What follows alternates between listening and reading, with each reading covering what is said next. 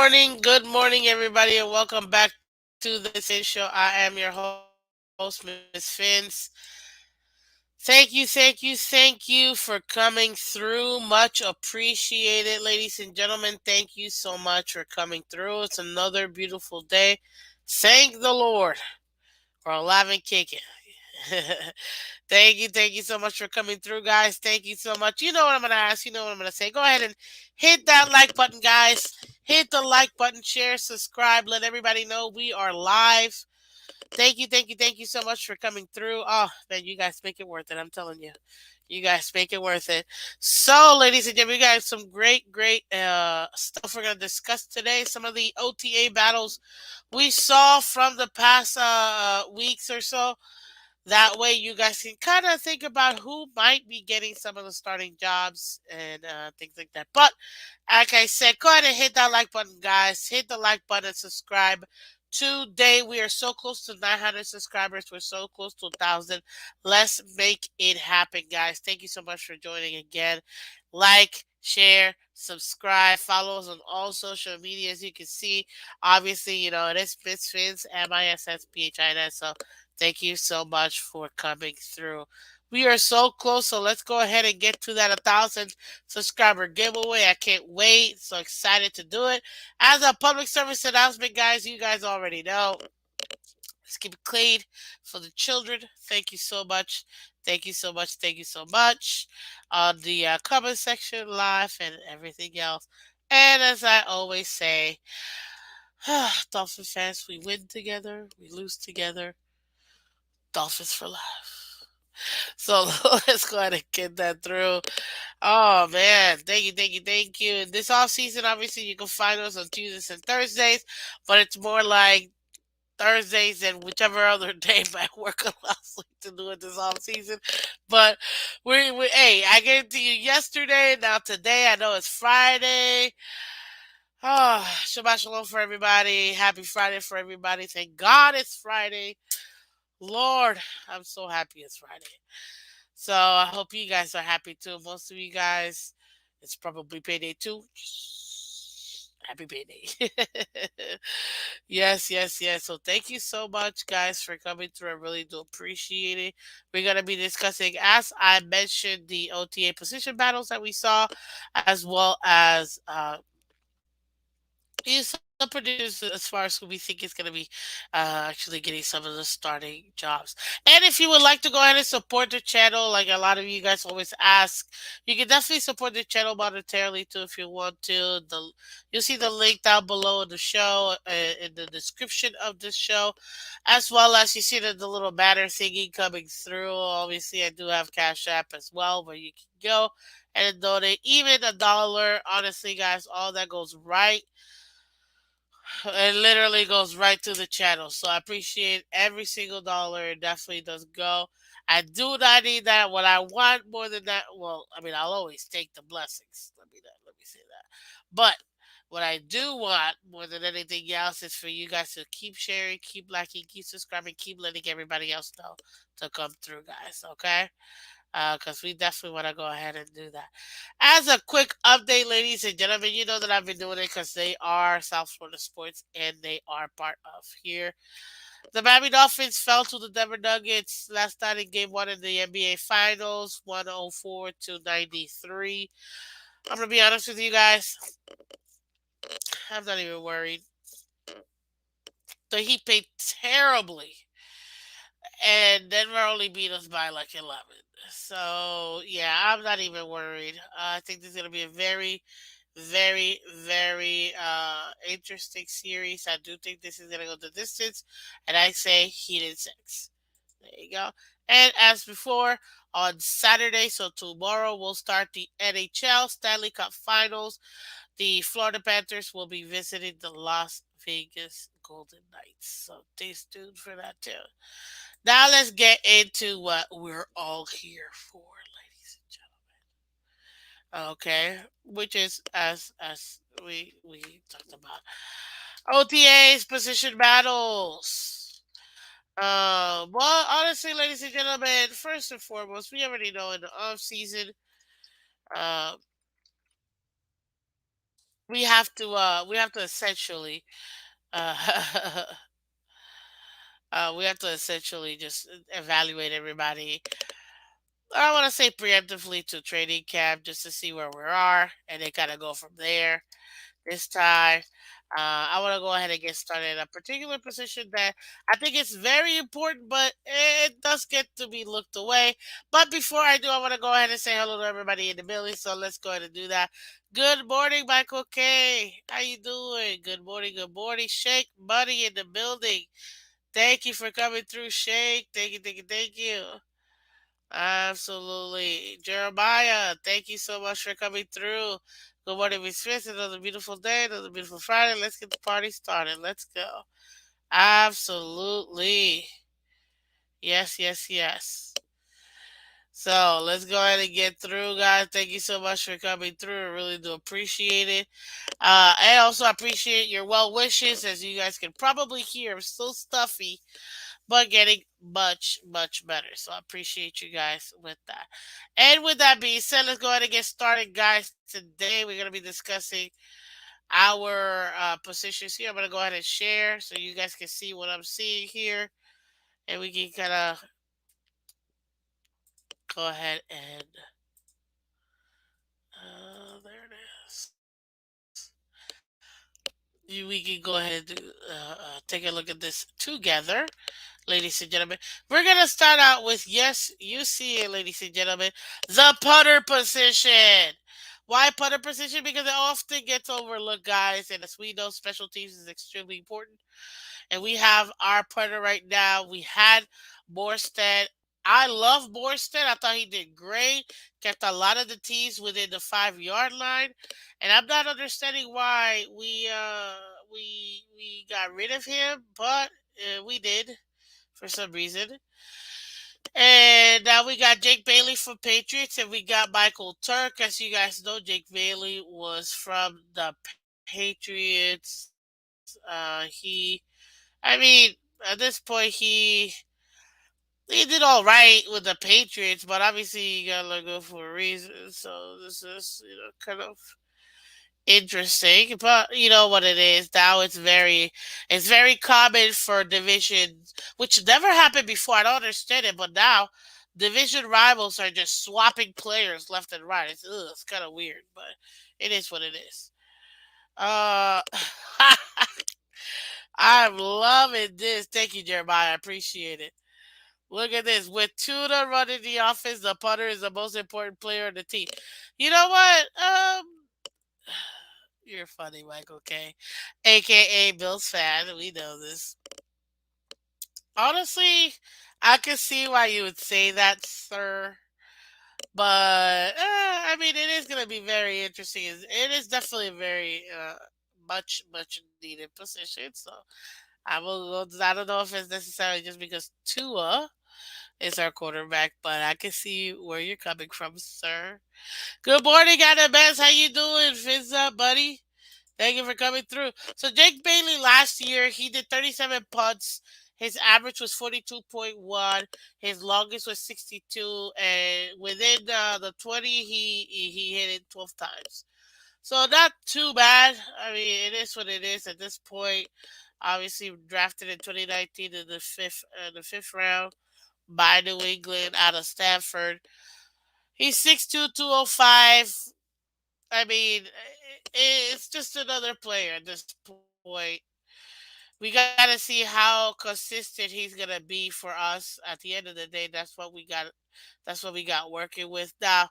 Obviously, you already know that Turk is a rookie out of well, he's from Dallas, but he's from Arizona State. 6 foot, 240 pounds at this point. Obviously, be the rookie.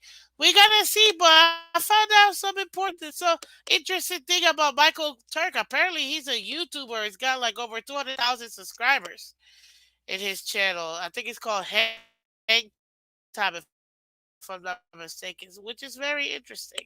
So, who is gonna take over that starting putter position? Obviously, we are not gonna take two into it. Now, conventional wisdom will tell you that you want one guy with experience in there. But maybe we might actually have an opportunity to develop the young guy. So that I think that might also be an upside for Michael Turk, being that he is a rookie. So we'll see. Honestly, I think because of the experience, Jake is gonna end up being Jake Bailey's gonna end up being our actual starting punter, and who we're gonna keep.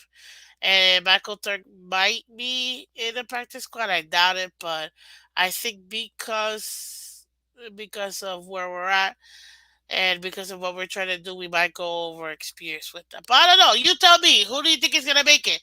Is it Michael Turk or is it gonna be Jake Bailey who's gonna make the punter position, guys? Go ahead and put it in the comment section, and I will go ahead and highlight it for us. Let's see here. On a side note, there's a good chance that both Heat and Panthers will get swept this week. How can you get swept? There's only one game per. You mean lose? We'll see. You never know. It's a long series, sir. Okay. Uh, so we'll have to see. What's that, Shake Buddy? There you go. So that's that. So we got the putters that we're talking about today.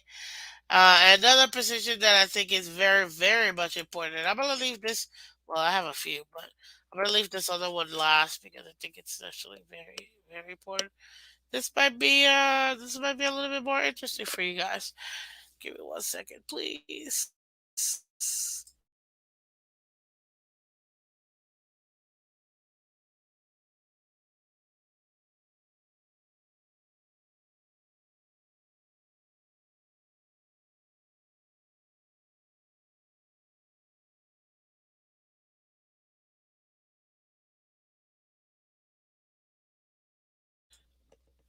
Oh Lord.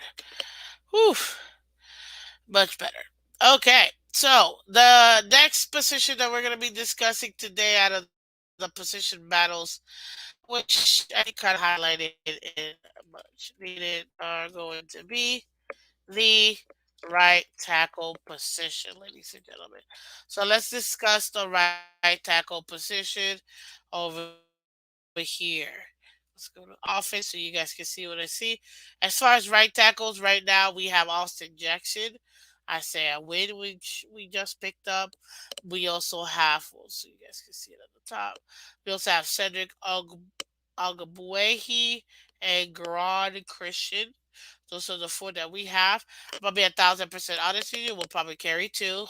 I don't see us carrying four, and the rest might end up being in the practice squad. But as far as starting position for the right tackle, so before we even picked up Isaiah Wynn in free agency, Chris Greer did say that we were gonna go ahead and have Austin Jackson be the starting tackle, right tackle.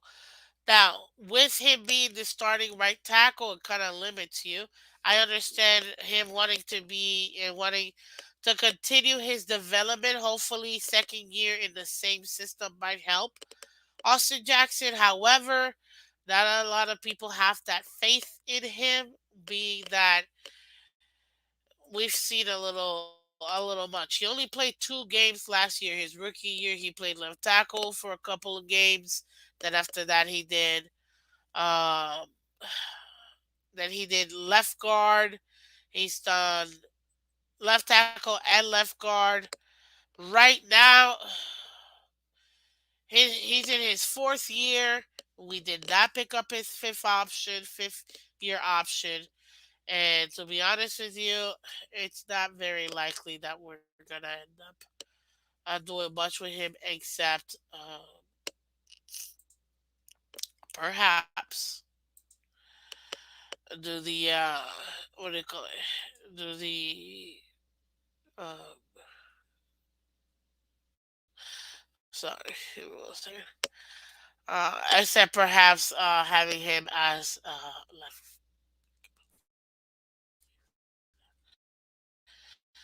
as a Now with Austin Jackson just about developing and continue to developing their left tackle, then I can see how they would have Austin Jackson continue to be the starting left tackle.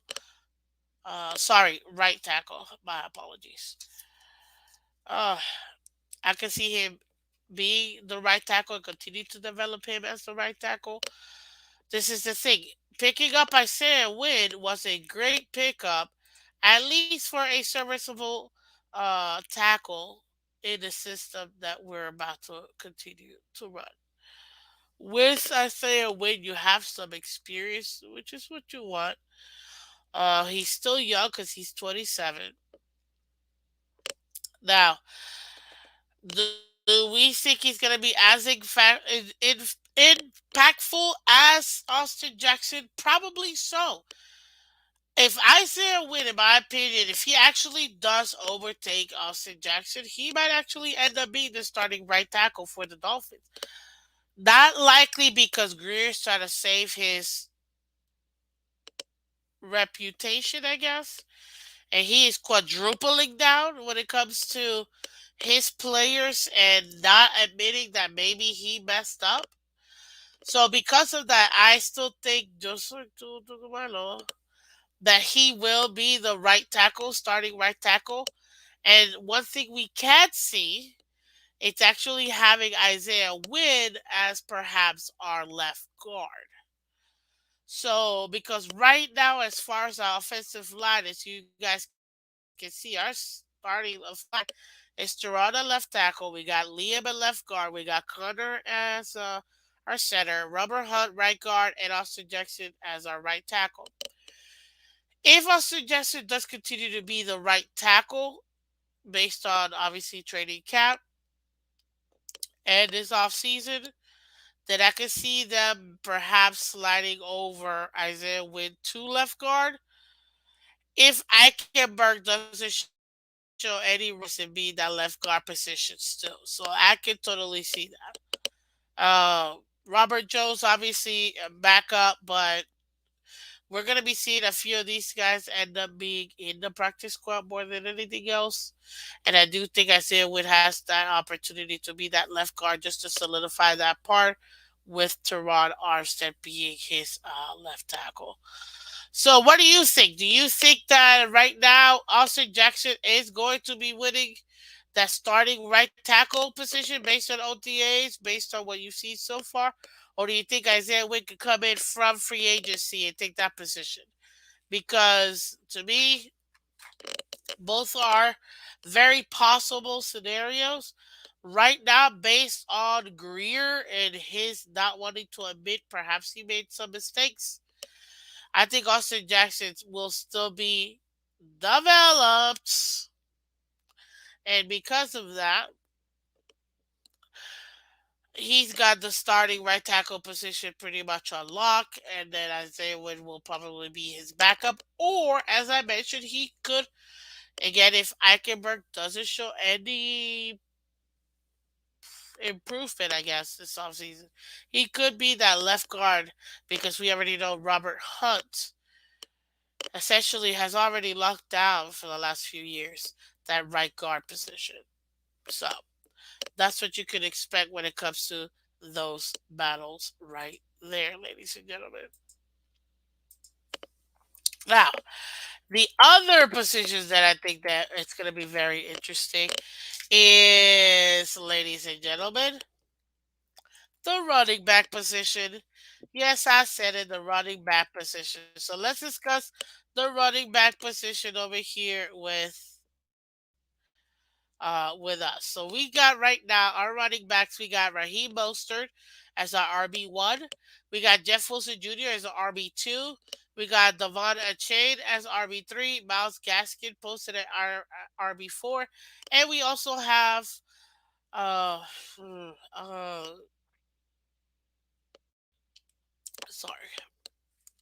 We also have Ahmed as RB5. Some people would flip Gaskin and Ahmed, but it's perfectly fine. Good morning, Jimmy. How you doing, buddy?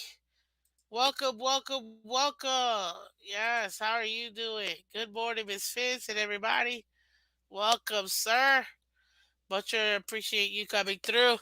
So let's go ahead and continue here. OTA battles for running back. So right now we already know, guys, Raheem Mostert, Jeff Wilson Jr. have been our one-two punch, ladies and gentlemen.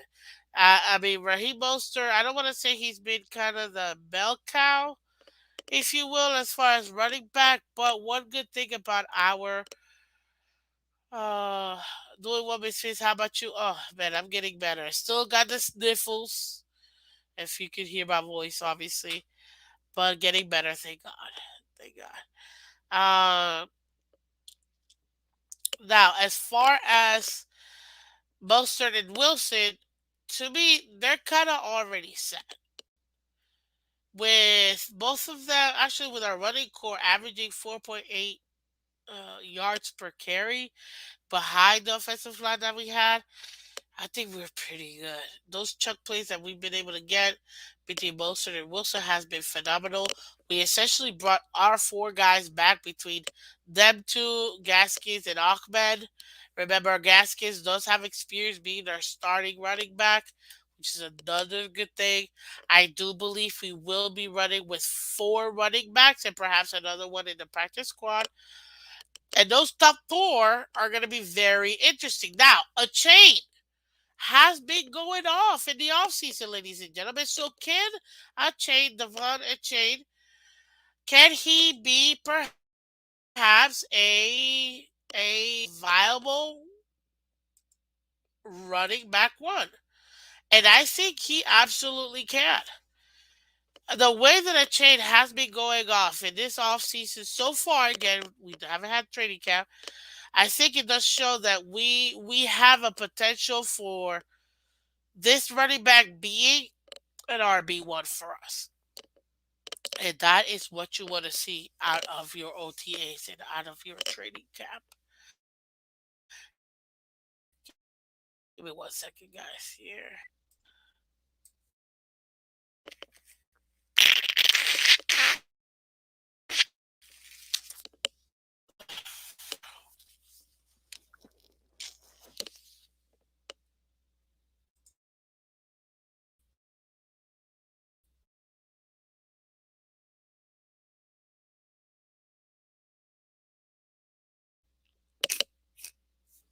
Thank you so much, guys. Will HA be RB3 at the start of the season? Well, in my opinion, because of the way that we're running this offense, I think A Chain, and based on the way that he's been doing it, he's at least RB3.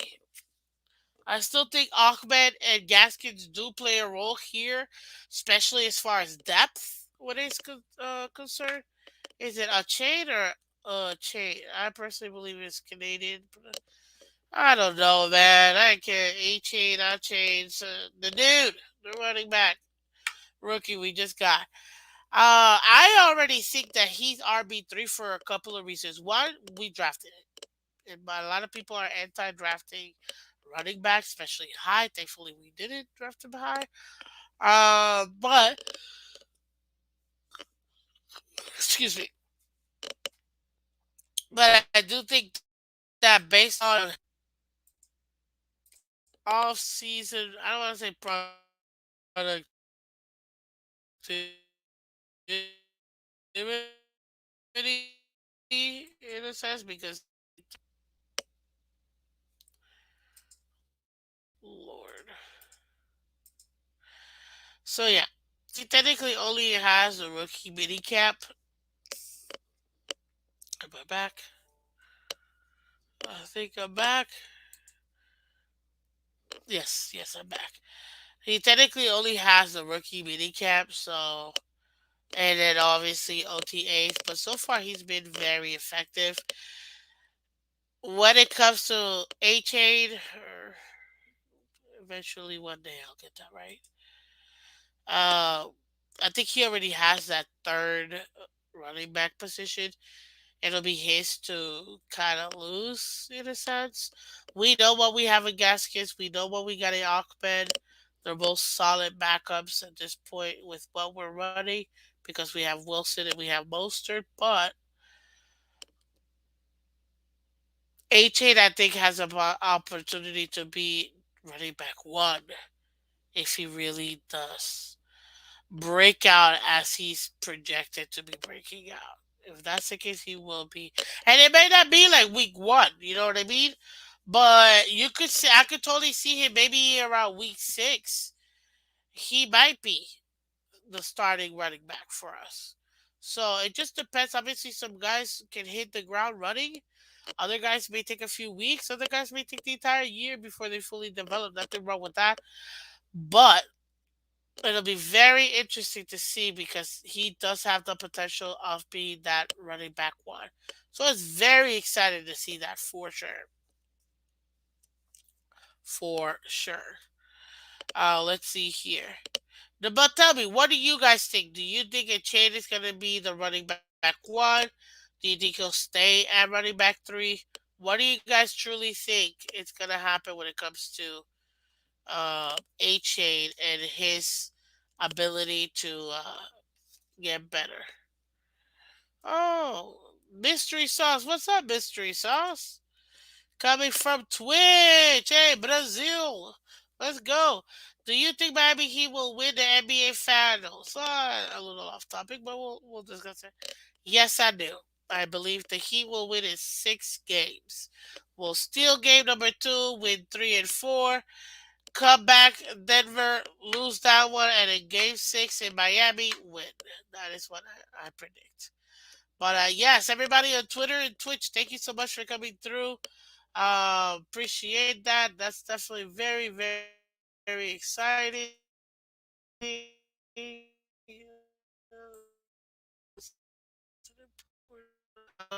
History.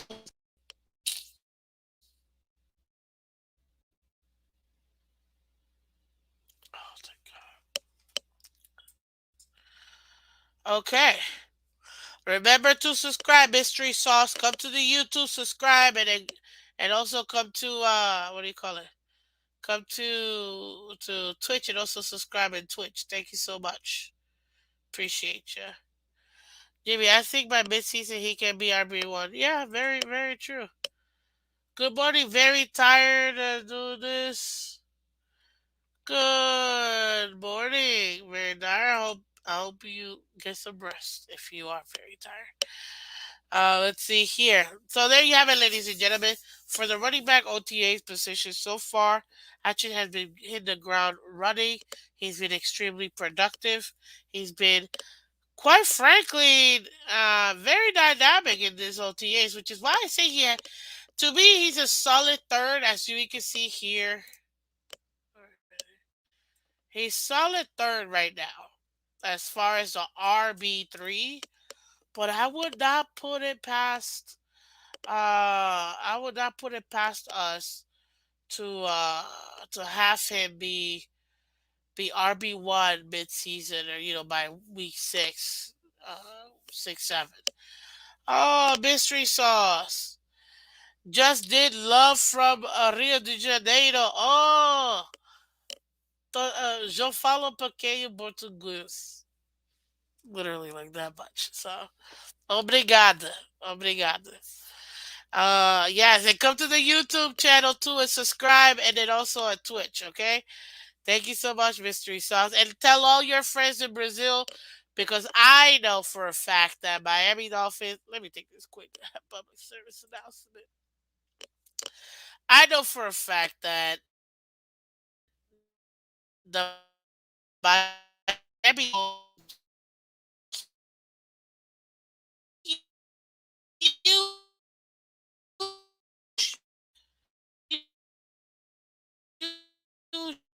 huge.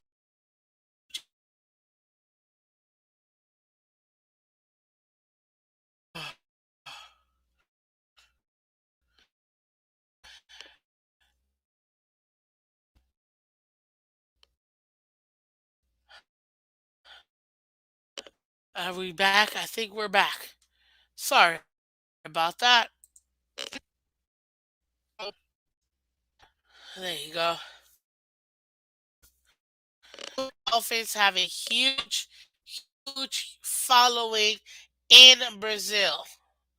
In Brazil, the Dolphins have literally one of the biggest fan bases. So the Miami Dolphins, as you can see, love Brazil, and Miss Phins loves Brazil. So definitely tell all your friends mystery sauce. Because I know right now for a fact the biggest fan base outside of the US is Brazil when it comes to Miami Dolphins. So definitely tell all your friends mystery sauce. For sure, for sure. Obrigado, Miss Fins. That's true. Are you a Neymar fan? Absolutely. Brazil's my favorite team in the World Cup. I always follow Brazil, so definitely. Obviously, I love the U.S., but they never do anything, unfortunately. And Spain. So Brazil, Spain, U.S. When U.S. decides to do something, then Uh, absolutely, guys. But thank you. Oh, there are a lot of Brazilians in Miami. Oh my God, yes. I was surrounded by Brazilians. I was surrounded by Brazilians all weekend long. I love Brazilian. Actually, I grew up with a Brazilian family. Oh, Susana. I love her, man. Super cool. Super cool. Oh, I look Brazilian? I've never been told that before. That's kind of cool. Well, obrigado again. Thank you. If my sinuses were that bad, my accent will probably be better. But Clemente, obrigado, Brazil and Miss Fins. Yes, absolutely love Brazil. Absolutely love. A lot of love. So tell all your friends, Mystery Sauce, because tell you Miss Fins is here for all of you guys and all the Dolphins content that you guys want for sure. So let's see here. Okay, so that was the running back, guys. So let's continue here. Now, besides running back, we're gonna discuss another position that obviously is very important, and that's gonna be inside linebackers, guys. Yep, we're gonna be doing inside linebackers, ladies and gentlemen. Let's discuss some defense. Let's discuss some defense. Thank you very much. Why? Because defense wins championships, ladies and gentlemen. I don't know how many times I've had to say this. We all know this already. And I absolutely love defense. I'm a defensive girl. Hence, Jason Taylor being my favorite Dolphins player of all time. And obviously, Gesicki is number two. But Jason Taylor is number one. I actually got to meet him, held his hand, which was like huge. Oh my God, that man is so cute. And what a player. I grew up watching Jason Taylor. And Zach Thomas too, but for me it was Jason Taylor. So definitely when I tell you defense, oof, I can't wait. And right now, with the way that Fangio is running his new system, linebackers are typically set up closely behind the defense linesman in the 4-3 under front. Oh, I can't wait to see what our inside linebackers are going to do because I think this is going to be very, very, very, very critical for our success in defense. And this is where the defensive tackle is lined up on the weak side, B gap. So, in order for us to quickly come back that inside handoff and run on outside runs, our linebackers are going to be positioned precisely where we need them, which is why you already know that Vic Fangio is going to want to be very selective about his linebackers, specifically his inside linebackers. I'm excited for the defense this year. Me too. Me too. This year my favorite linebacker is AJ Doohy. Do do I don't know how to Jimmy. Good morning to you, Jimmy, but I don't know how to say that. Yeah. So I'm excited for our defense too, to be honest with you. And right now, let me go ahead and do it because I want y'all to, we're doing visuals. Share it again. Uh, so you go ahead and take a look at it one more time.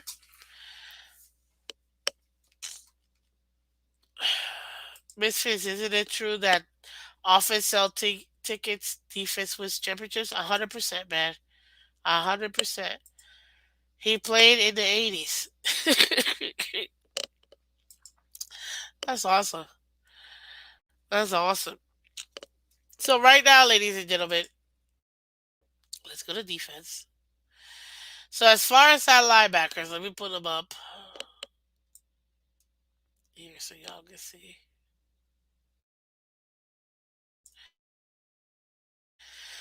So we already see the linebackers that we have over here.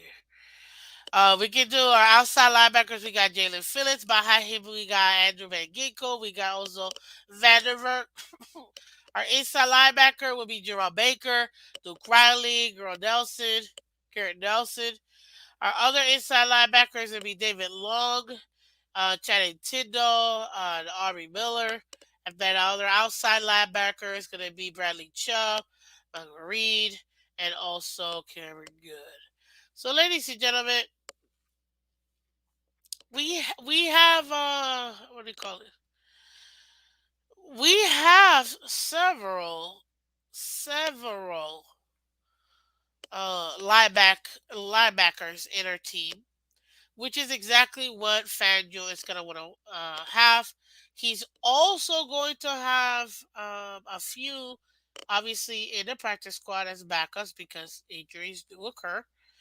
But right now, the main ones that I feel like are kind of solidified, and we already know this. We already know that Jordan Phillips, he ain't going nowhere. Jerome Baker, even though everybody's always like, fire him, he ain't going nowhere, guys. I don't see him going anywhere. Neither is Chubb, obviously.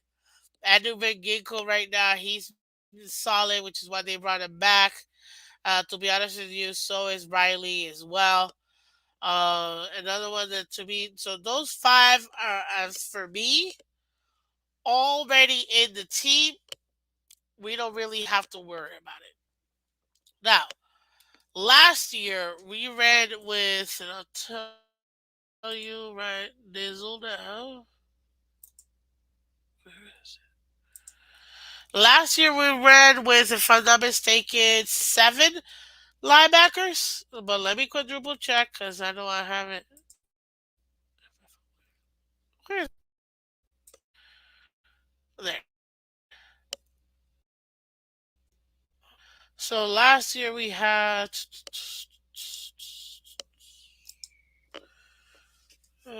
defense. We had one, two, three, four.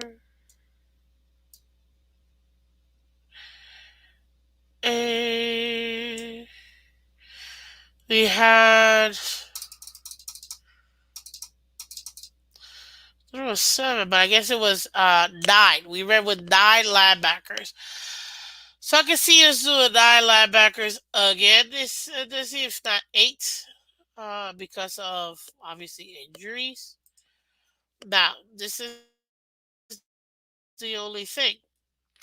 We already got one, two, three, four, five, six who we really think are essentially already in the game, right? And they're already in the team. There's no way they're not gonna lose their position. Then, what's your opinion on AVG moving inside? Oh, I'm gonna discuss it in a second here. Uh, so right now, it's a hit or miss because they're trying him in inside, see what he can do. We'll see with AVG moving, which is Andrew Van Ginkel, guys. With him moving inside, I think they're just trying to see his versatility. And you know, Vic Fangio likes linebackers that can be versatile. So, with that being said, I think that's what they're doing right now. I still have him listed as an outside linebacker, which is what they have him listed as. But to be honest with you, I don't foresee him actually going fully inside unless it's due to injury. As far as the, let's say, 8 positions, if not 9 positions, we would be taking, and we take out the 5 we know for sure are making the team, which is Phillips, Long, Baker, Chubb. That's 4. Van Ginkel's 5. Duke Riley is 6. That would give us 2 to 3 more positions. Honestly, ladies and gentlemen, I would say more like two more positions. It's really gonna go down to Tyndall, Good, and Miller. Like, those are the main guys. I mean, we already know that Cameron Good was 7th round pick that we picked. He did some time in the practice squad as well. Sorry, give me a second, guys.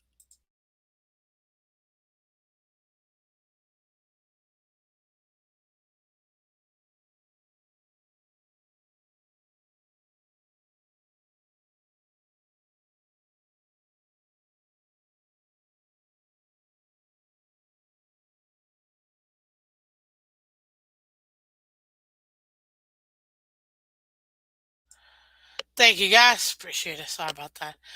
So we already know he made it, but he was a lot in the practice squad. Obviously, we got Aubrey Miller as a UDFA. We gotta see exactly what we're gonna be getting from him, and we also have Channing Tindall, who in 2022 we did pick up in the 3rd round. I think Tindall just needs time to develop. I'm not necessarily thinking that he's a wash or anything like that. I just think that based on the scheme that we had last year, plus the availability of the players that we had, especially linebacker, didn't really give him an opportunity to really play consistently.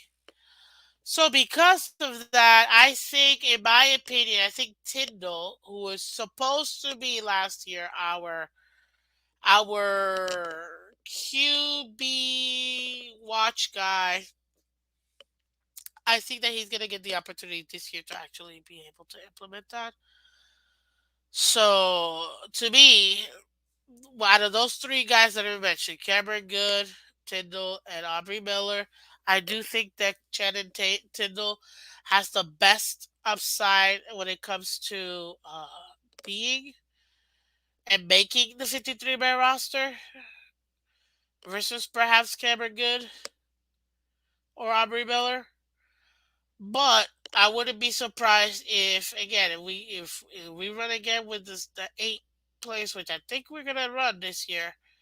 We already got 6. Tinder will make it 7. I think Cameron Good might not make the cut at Aubrey Miller because he is newer blood, if you will. I think that we do go ahead and do it. Out of Jackson State, he was projected to get drafted actually. So he's actually a great pickup. He was projected to be drafted, but he ended up going undrafted. He is a rookie. Obviously, we already know that he played under Deion Sanders, prime time. So you know that he's got some great tutelage as far as his training, as far as his education, if you will. But I do believe that based on what we have, he would be the other player that would make it. So it would be, in my opinion, these 4 guys: AVG, Tyndall, Duke Riley, and Aubrey Miller, who end up getting it. And then we will probably keep Cameron Good in the practice squad, in my opinion, as a backup. But what do you guys think as far as inside linebackers? Put in the comment section. Let me know. I'll highlight it because I think that these players right now, it's gonna be very interesting, especially with the scheme that Fangio wants to run. He's gonna be utilizing the inside linebacker. I feel like the most. As you know, he loves that linebacker position, and this should help us, aka should help us, because we are going to be solidifying that secondary. It should help us to have perhaps some organic pass rush if we're able to. It should help us. Doesn't mean we will have it, but we should be able to accomplish that. Let me see here. Second. Take a look at something here for us.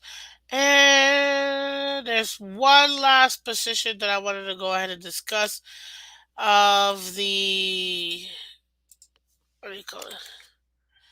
Of the OTAs and the position camp battles, ladies and gentlemen. And that last position we want to discuss is going to be our wide receivers. So our wide receivers, whoa, Miss Phins. What do you mean wide receivers? Very simple. Who's to say Tyreek is gonna stay number? No, I'm just kidding, guys. Relax. Okay, we obviously know Tyreek is number one, Jalen Wallace number two. Okay, right now Cedric Wilson's listed as three. We also picked up Robbie Chosen Robin Anderson. He don't even know his name. We picked him up too. We also got Baxter Berrios. We also still got River Craycraft, who in my opinion is kind of like a wide receiver slash tight end, but more wide receiver, giant wide receiver. We got Easy E. Eric Zucumna. We also got Braylon Sanders, Freddie Zwane, Christian Coleman, and David Davis. Okay, so let me be 1,000% honest with you guys. And let me go ahead and put up here the wide receivers so y'all can see at the very top. So right here, wide receiver one and wide receiver two, I feel like that's already set, ladies and gentlemen. I don't think that's going to go anywhere. We already know this. Why would it change? It makes no sense. But as far as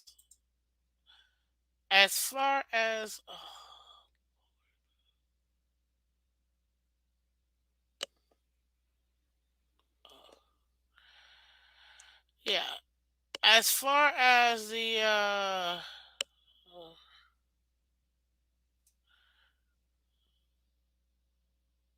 sorry, give me a second. Stuff pop up. Gotta take a look at this real quick. So, as far as we are concerned, the wide receiver two position is going to be the other position that gets solidified this offseason, in my opinion. And with that being said, Miss Fins, what do you mean? Very simple, actually. So far, Cedric Wilson is currently holding on to that position. Why is Cedric Wilson RB3, wide receiver three? Well, we paid him We paid him what, $21 million for 3 year contract, and so far we can't get rid of him. Why? Well, we're gonna be honest. Nobody wants that money. Nobody wants. Literally, nobody wants that. That contract. Nobody wants that contract, and because nobody wants that contract, we're gonna stuck with him. Now, he didn't really do much last year, or and it was very disappointing, guys. Paying that much money for somebody that's not gonna be doing their job is very frustrating. Now, but with Fizz, we had Tyreek, we had Waddle. That doesn't mean anything because we still needed production. And last year, he only had 12 receptions for 136 yards, no touchdowns, and the average was 11.3.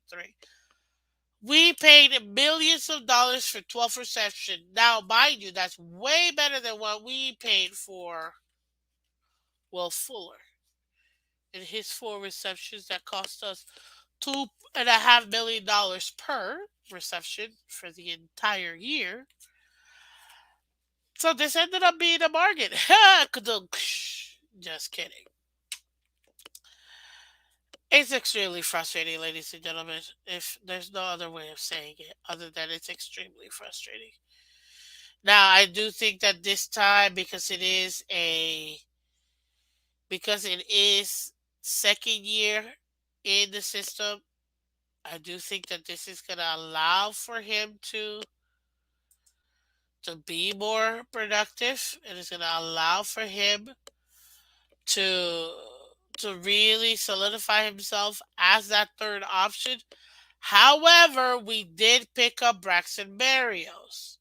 And Braxton Berrios right now, to me, has shown to be a very versatile player. As a wide receiver, we already know for special teams, Braxton Berrios could be that punt returner, and he could be very, very successful for us. Now we know he played instead of the University of Miami. You and he actually wore my number 8 in UM.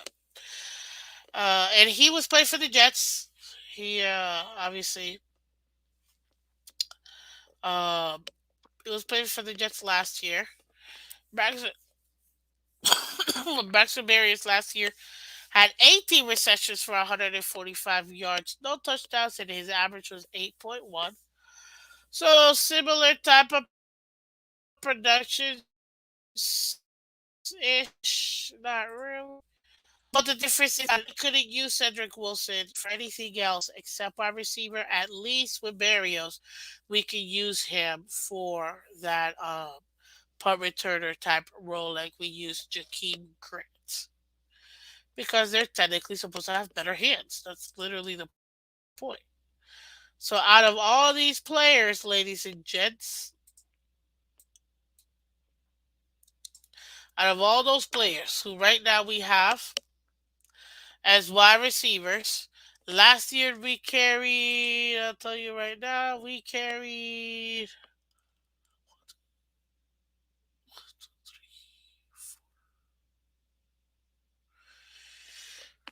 4 wide receivers.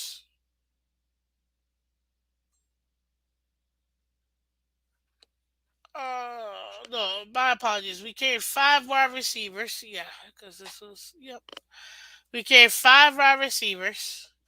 And then we still had 2 more people who had the opportunity to make the team.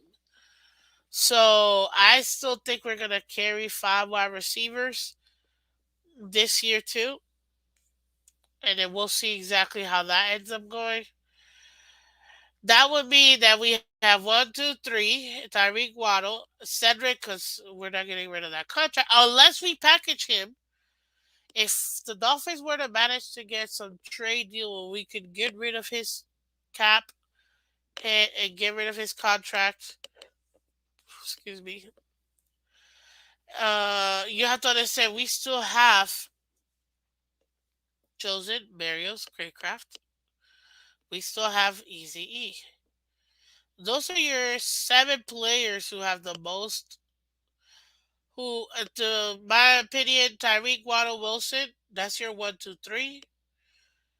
Robbie will be 4. Well, Barrios, in my opinion, will be 4. Robbie could be 5. We know Craycraft. They believe in Craycraft. That's why they used him several times last year. Easy E, I still think they're developing to be that big body receiver as well. Kind of like a River Craycraft, but a little bit more athletic. So the ones that are in jeopardy of not making the team, I would say is Davis, Coleman, Swain, and I could totally see Braylon Sanders making the practice squad as well as uh Easy E or River Craycraft, in my opinion. But what do you guys think? Who do you think is gonna take that third position? Because to me, it's between Barrios and Wilson. Wilson technically has it right now, but who do you think is gonna end up being that third wide receiver? 'Cause that's really the battle right now in the wide receiver room. We know who's 1 and 2. That's not gonna change. But who's gonna be 3? Who's gonna be 4? Who's gonna be 5? In my opinion, with a similar outcome, I could use more Barrios than I can Wilson. And Barrios is a great slot receiver too. So that's where I would put my money on. I think Barrios will end up probably be that third that third wide receiver for us. Oh, good morning to you, my friend. Uh, who just texted me? Yes, that'll probably be where I do it. Jimmy, you say you think Barrios is gonna be that third wide receiver. I think so too because of his versatility. I'm gonna go ahead and say it's Barrios that ends up being. They kind of know what they have in Cedric Wilson. The good thing is, guys, that we have to think about is we have a second year in the same system. The Mike McDaniel is going to be able to build upon what he did last year. Last year, we barely used Cedric Wilson and paid so much money. This year, at least to me, Marius is more dynamic and more flexible than Cedric Wilson. So I think Barrios has a very good chance of being that third wide receiver where we can use him inside, we can use him outside, and with that, we'll be able to do it. Shake Buddy says chosen will be chosen third. That's cute. I like that. It could be chosen. It could be Robbie chosen or chosen Anderson, whichever one he wants to chosen. It could be Robbie Anderson too. I'm not putting that away from him. He's a dynamic player. I actually really like Anderson, and to me, I don't think he got the opportunity to really showcase anything the last year, uh, due to his circumstances. But so far, Robbie Anderson, I mean, last year he got 20 receptions, 282 yards, one touchdown, 14.1 average. He's got experience. So I'm not taking that away from him. He's got experience. He is a little bit older cuz he's 30. But guess what? I mean, I love the pickup. To me, I could see him also being another option as that solid third wide receiver, which is why I'm asking you guys. What do you think? Or who do you think? Because those are three possible players that can be receiver. You know what I mean? Now, another thing that I realized too, and you guys should have seen this last year as well. We're going to be switching off receivers a lot. Why? Because when you got Tyreek and Waddle running at 100 miles an hour, they're going to get tired. You know what I mean? Especially for those explosive plays that we have and Tua's throwing it down 40, 50 yards. That's a lot of running. That's a lot. Even though these guys are excellent specimens when it comes to their care of their bodies. But you're still gonna get tired, you know what I mean? So we're gonna be switching off a lot of players. I see that a lot. With that being said, I can see how we'll have, backups for Tyreek and Waddle, which is why probably they have chosen as the backup to Tyreek and then Marios the backup to Waddle. However, in my opinion, I think Marios is more likely to be that wide receiver three. But I don't take it away from the fact that Chosen Anderson could absolutely be that third wide receiver. Honestly, guys, we have to see what happens in the training camp. We'll see. So far in OTAs, that's what I've been seeing, and that's what the reports that I've been hearing. So far, Barry's looking good. So is Anderson. Wilson, we already know what we have with him. Excuse me one second, guys.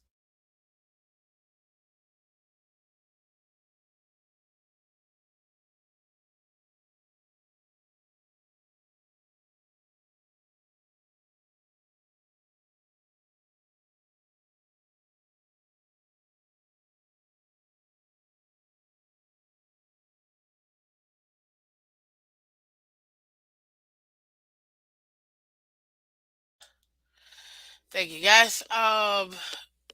So that could be it. But somebody will be that third wide receiver, that third wide receiver. So far, I think only because he was here last year is the reason why Cedric Wilson is technically the third wide receiver. But I wouldn't put it past the Dolphins, perhaps looking at chosen or Barrios is filling in that third wide receiver hold. And like I said, we're definitely gonna carry, I think, 5 wide receivers. At least, in my opinion. And last year, like I said, we had one, two, three, four. Yeah, we have 5 wide receivers. So that fifth wide receiver, I mean, one, two. Let's say even if it's Cedric, will be 3, 4, 5 will probably be it. We will have a couple players being in the practice squad. Obviously, it's gonna take a lot for to me. These three are gonna Freddie Sway, Davis, and Coleman are kind of out. Braylon Sanders and River Craycraft, I could totally see them being in the practice squad, in my opinion. Even though River Craycraft had a lot of playing time last year, he was effective in some. But I think realistically speaking, to get that fifth position, if we don't carry 6, which I don't see we will, Eric Izukaba is really gonna have to beat out Chosen or Barrios for that fifth position if we don't carry 6, which is why that third wide receiver position is so important. And so far, I think Barrios is winning it. But that's just my opinion, ladies and gentlemen. What do you guys think? Put it in the comment section. Tell me what you think. Do you think that Barrios is gonna get it? I know some of you guys say it's Barrios. Some of you other guys say it's gonna be Chosen Anderson. Either way, you're gonna be able to see exactly who ends up being in this team after obviously training camp, and we'll see who we take into the preseason and things like that. It's very exciting, guys. We got less than 100 days. We got less than 3 months. Oh my lord!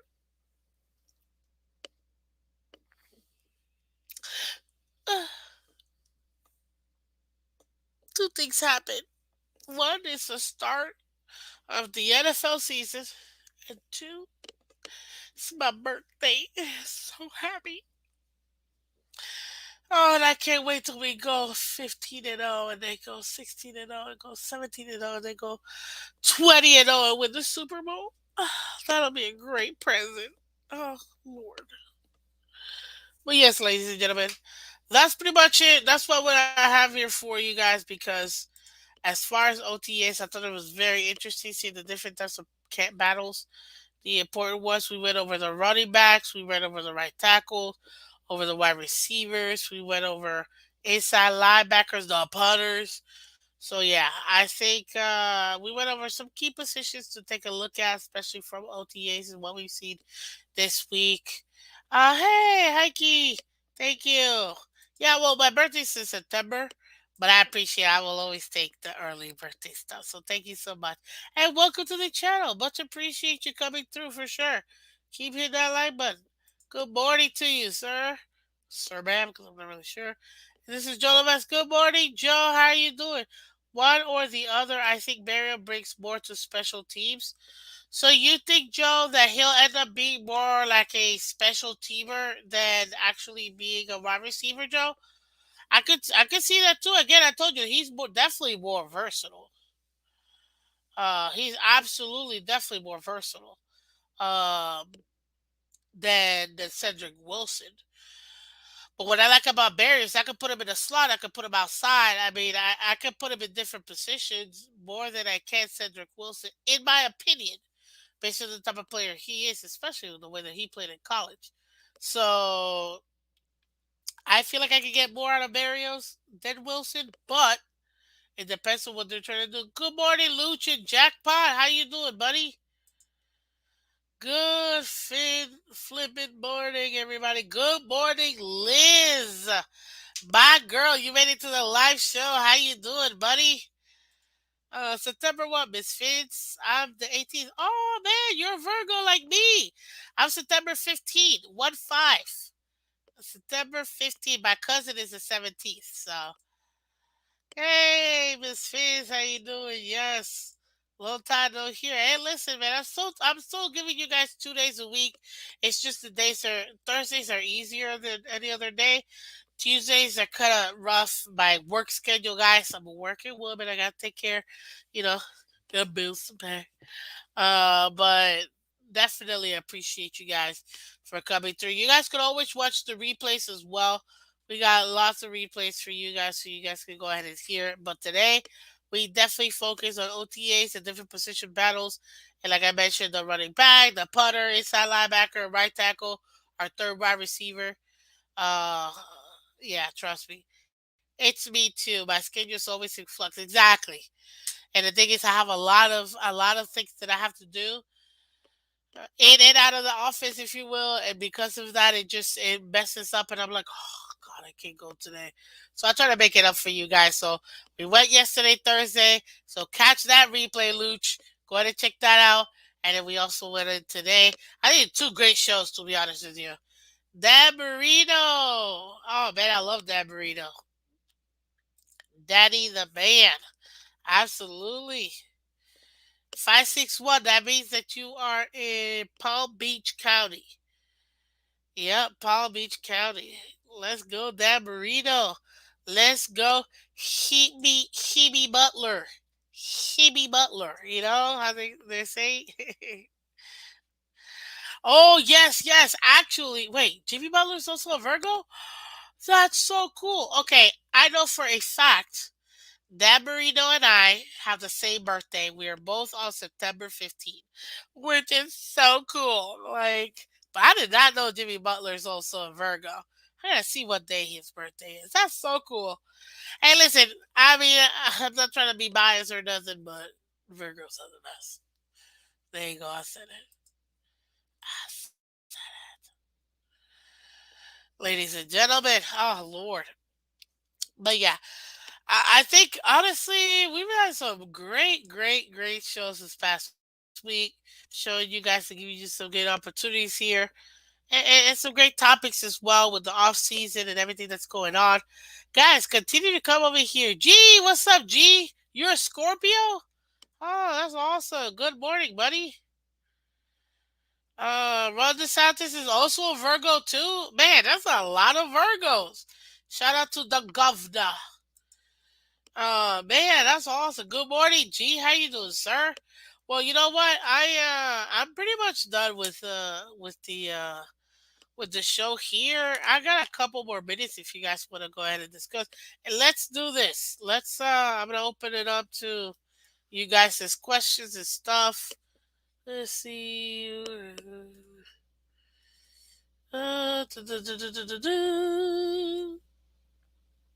Okay, let's do a quick Q&A session, ladies and gentlemen. Give me Q&A. What questions do you have? Dolphins related. Let me put that little stipulation there. But what questions do you guys? I can do a little bit. Do that. A couple minutes and answer some of you guys' questions real quick. So it's all about the Pisces. We swim with the Dolphins. Hey, that's awesome. That is awesome. Okay, so we got a question. Lucci Jackpot. Thank you so much for your first question. Quick question. Does a chain take Aquaman's spot in the depth chart? So we actually were talking about earlier. We were talking about that earlier today, Luch. Definitely catch the replay, sir. But I'll give you this. I personally think a chain, because we drafted him A, and because we already know what we have in Gaskins and Ahmed, I think that A Chain is already our third wide receiver. I mean, running back. He's running back number three, in my opinion. He's technically listed right now as running back number three, and then Gaskins at running back number four. As far as him actually taking it, man, this OTAs, a chain has been really good. He's been looking really good. Now, mind you,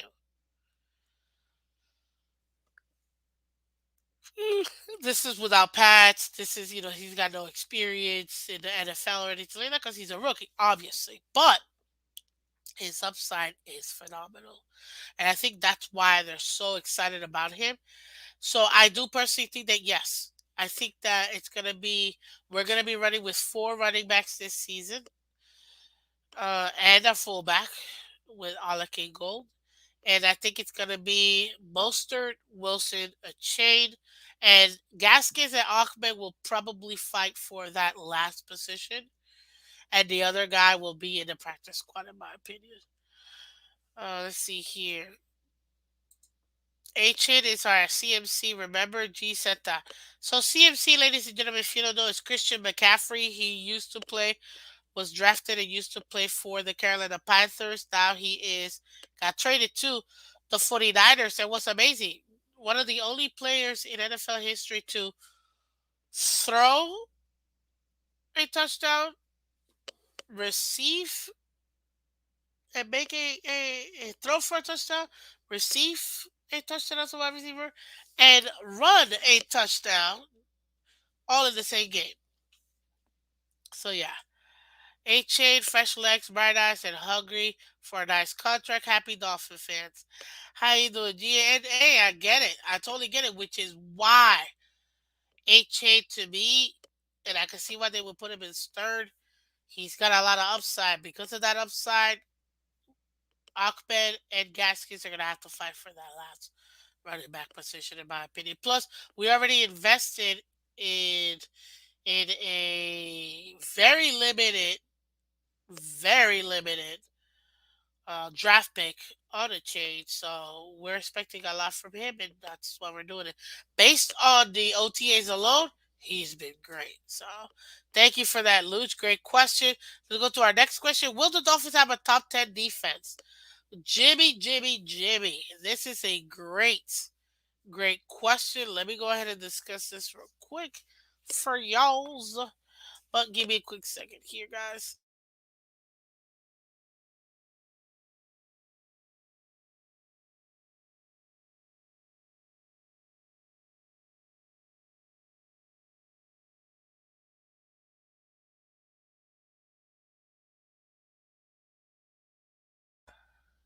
Okay.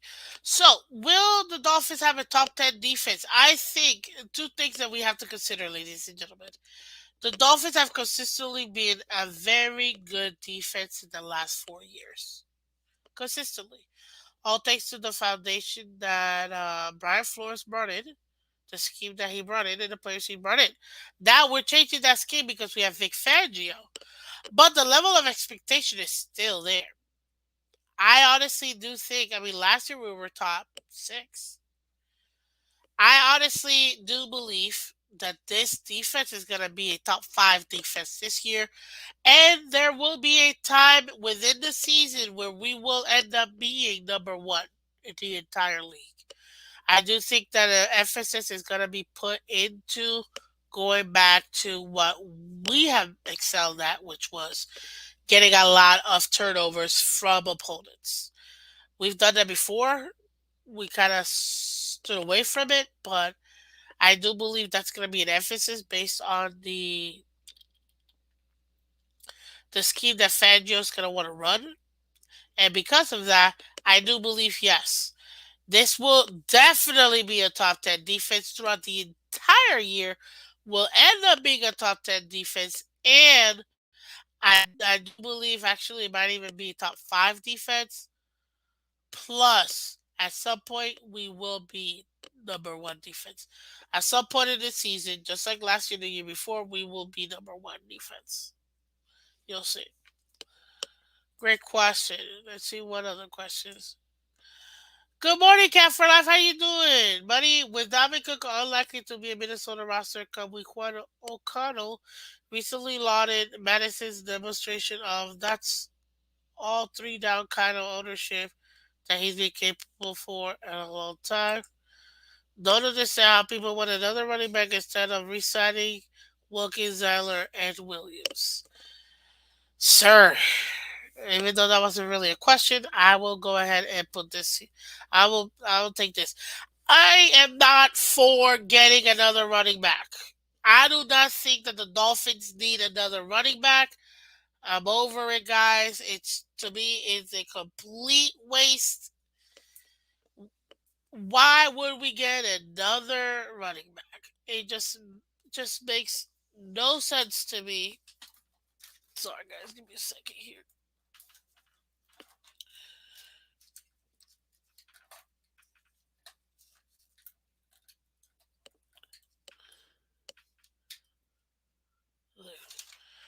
It makes no sense to me, ladies and gentlemen, why the Dolphins would want to get another running back. Now, granted, if we did get Dalvin Cook, am I going to be upset? No. Because obviously Dalvin Cook, we know he's a phenomenal running back. That's not the question. That's not what I'm upset at. I just don't think it's what's important for the team right now based on what we're trying to do. I understand that the emphasis will be a major emphasis, and you already know Matt McDaniel has said this. It's going to be the run game. We know this, ladies and gentlemen. However, we do not need another running back. If anything, we need to Cap's full point, we need to solidify the players we already have that know we work in our system. Even if you were gonna go ahead and trade Wilkins away, even if you were gonna just keep Williams and Zyler, it doesn't even matter. Or you're gonna re-sign and extend all three guys. My thing is there are other things that we need to take care of in this team. They're getting another running back when in the running back room we have excellent running backs. But Miss Phins, you need depth.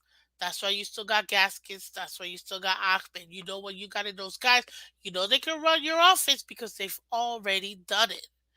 So yeah, I don't see why they still want another running. But again, it is what it is.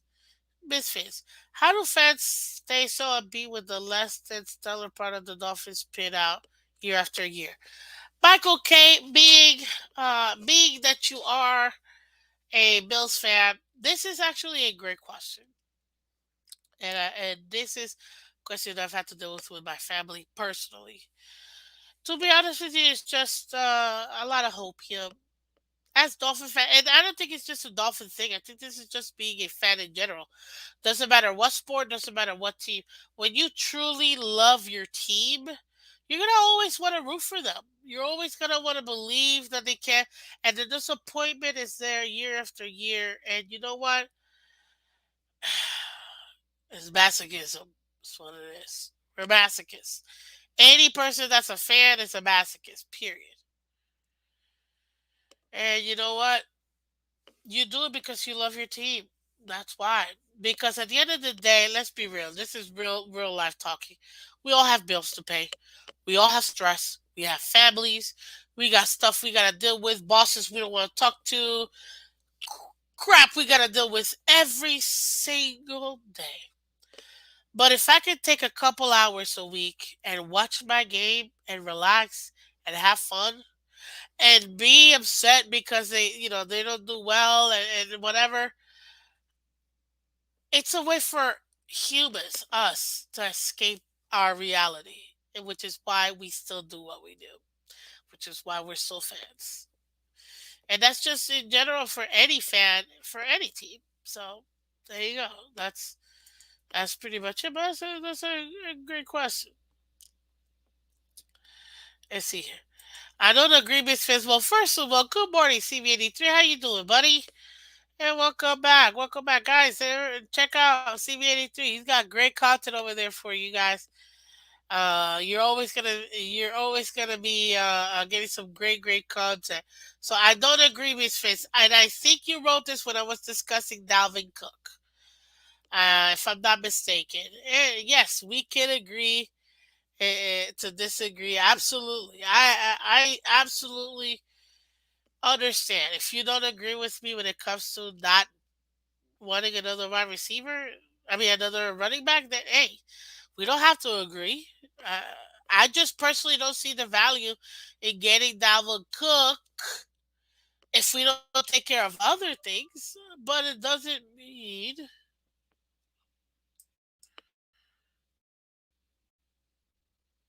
Sorry, guys. No, because I'm not.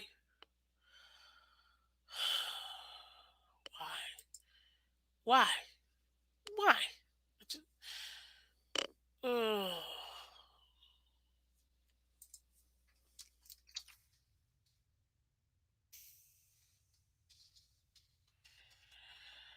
Uh,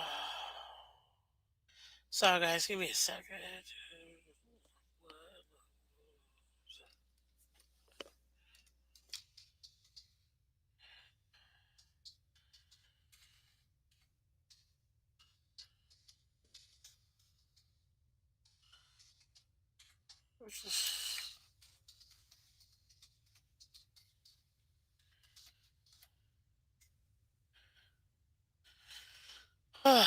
Anyhow, sorry.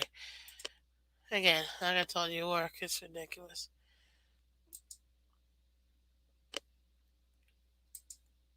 Miss Phins, talking about pinning out year after year. How about losing four straight Super Bowl games?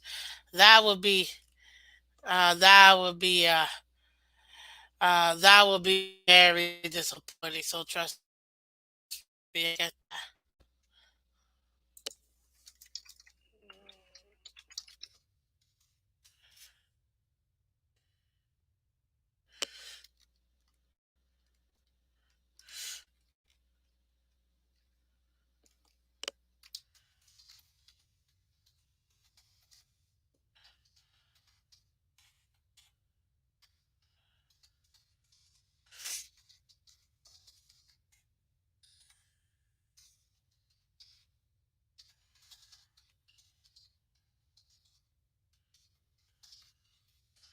Sorry.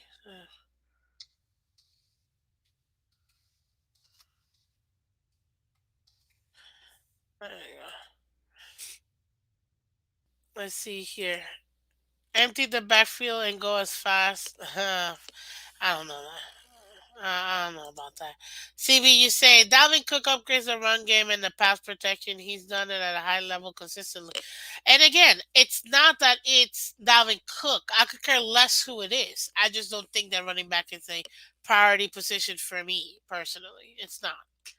I'd rather deal with the O line, and I'd rather deal with different positions than the running back position. And again, if we get Dalvin Cook, hey, let's get Dalvin Cook. That's awesome. But I'm not. I don't think we need him. And I personally don't. It's not a want. He's a want, not a need, in my opinion. And because of that, yeah, I. That's the only reason why I don't necessarily agree that we have to go get Dalvin Cook. Like we have to go get Dalvin. No, I don't personally think so. Uh, Does Dalvin make the offensive line better? I mean, that's great if he's a great blocker, obviously. And again, it's not even the player himself. And I'm not saying that if we get him, I'll be upset. I just think that we need to put our efforts somewhere else. That's where I'm coming from. That's all. Again, it's. I don't personally think that we need him. He's a luxury. I'll put it to you this way: he would be a luxury. I think that he would be a luxury for us. That's what it is. And I don't and you know what? And I'm gonna go with the understanding of how I know my team and my GM. And my GM is gonna want to save money. My GM is gonna wanna, to be honest with you, reduce, reuse, recycle. Which is why my GM will probably not do anything except pick up Dalvin Cook if we do after he's been cut. If maybe. If maybe. So yeah. Uh, I don't personally think. I don't think we're gonna end up using him like that.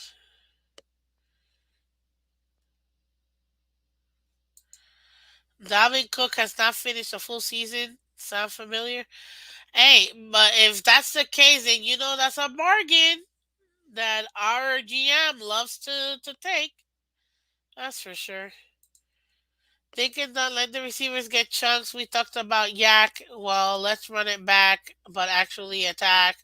Don't need the bomb or C3 with the pom pom.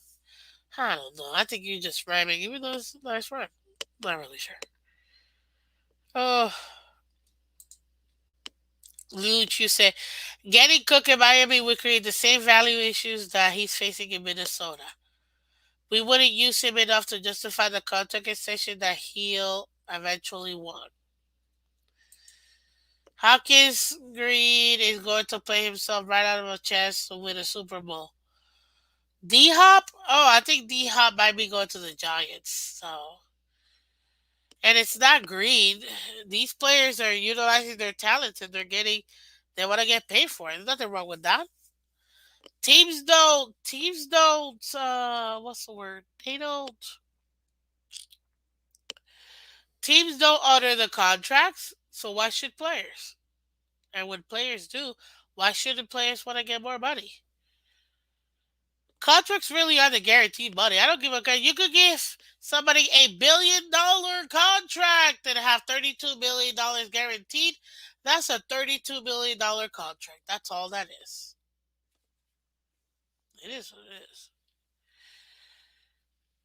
It is what it is. Brady didn't have Green. Well, Michael, Brady had a different focus. A and B. No, let me not say that. Brady understood a few things that allowed him to do what he did. And I'll just put it that way. So, but what other questions you guys got for me? Because again, like I said, it's not that I'm against getting Cook. It's just I don't think we need him. He'll just be an extra. It'll be an add-on. We already got our plays, and look at how effective we were running. You're almost getting 5 yards to carry for your players with this O line that we had, and we're literally running it all back. I expect the exact same thing to happen.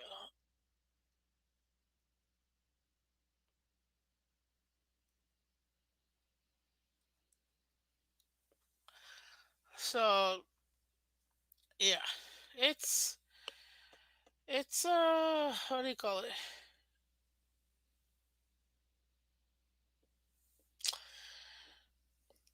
It's overkill. Yeah, overkill, but at the right price, 1 year deal, prove it deal. Yeah, it is overkill for us to get Dalvin Cook. If he really wants to just play at home, I'm with you, Cat for Life. I'm cool with it at hometown discount price. I'm with you. But that's it. And that'd be super deal.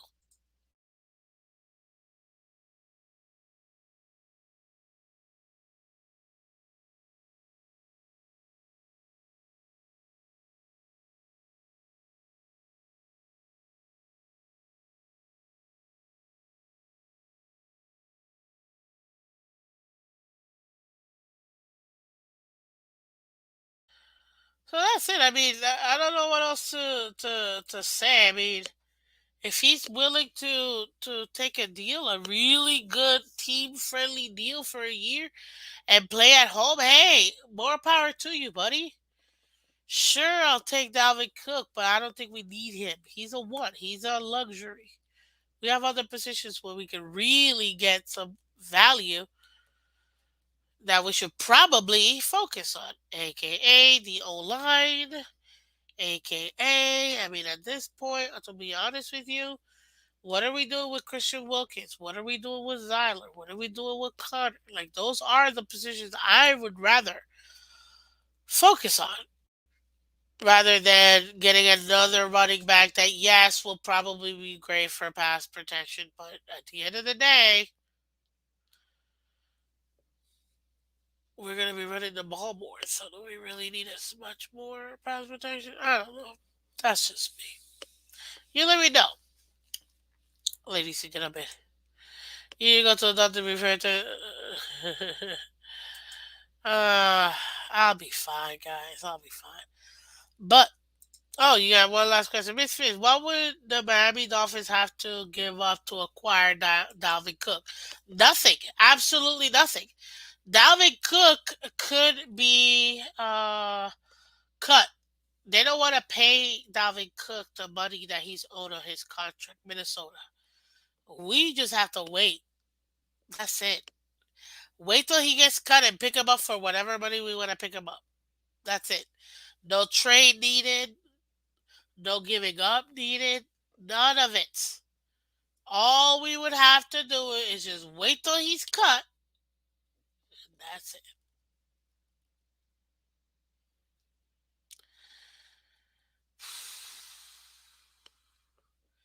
So it's not even that bad at all. And I'm not saying that it would be too costly. It's just I personally don't agree with us needing him. That's all. But it is what it is, ladies and gentlemen. And you know what? I'm very happy with it. But as always, guys, you know what to do. You know what to say. Go ahead and do me a favor. Go ahead and hit that like button for me, please. Hit the like button for me, guys. Like you see up here, share, subscribe.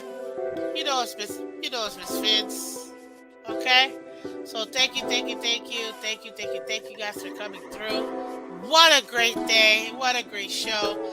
Check out the replay. If you're checking out the replay, thank you so much for checking out the replay. Today we had a great show, great discussion.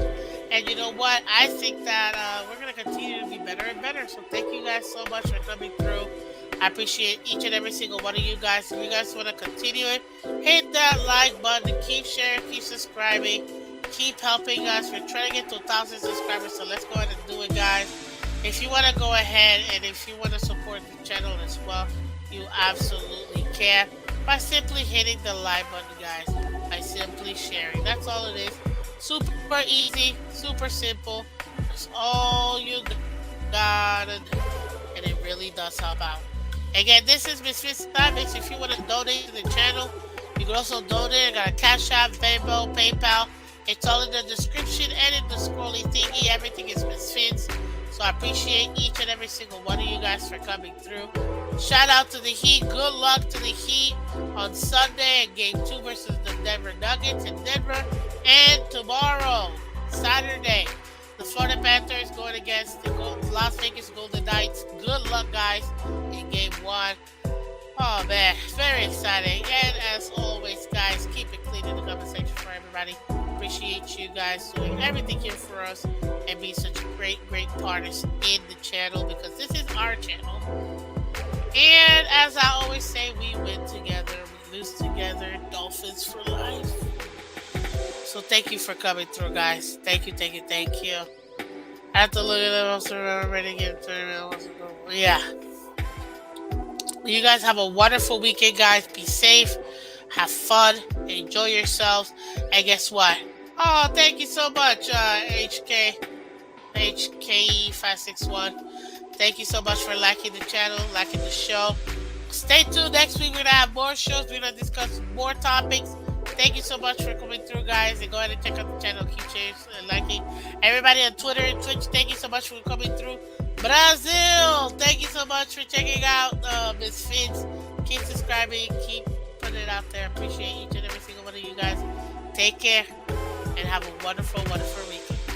Bye-bye.